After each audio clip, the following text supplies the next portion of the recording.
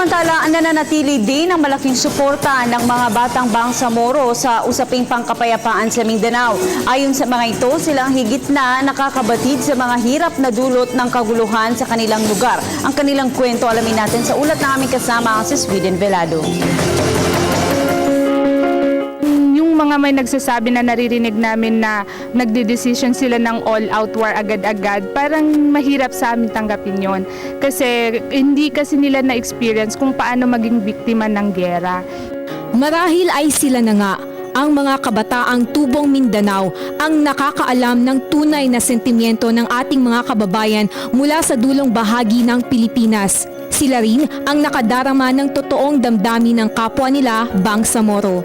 Sa murang edad na 12 taong gulang, itinatag at sinimulan ni Aliyah ang Kids for Peace Foundation dahil batid niya ang hirap na pinagdaraanan ng mga batang sa halip na malayang nakakapaglaro sa labas ay nagkukubli na lang sa 4 na sulok ng kanilang tahanan sa takot na madamay sa putukan at digmaan. Tumutulong kami sa mga survivors of war and disaster. So nagpa-provide kami ng psychosocial assistance sa kanila. Pero sinasamahan namin yun ng mga creative workshops like photography, film, big book writing, songwriting, and soil painting. Sa kabila ng panawagang all-out war sa Mindanao na resulta ng malagim na insidente noong January 25 sa Maguindanao, patuloy ang panawagan ni Marjana na bigyan ng pagkakataong maging mapayapa ang kanyang lupang silanganan.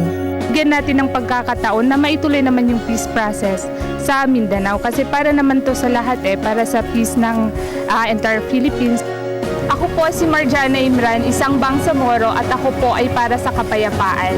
Para sa Telebisyon ng Bayan, ako si Sweden Velado.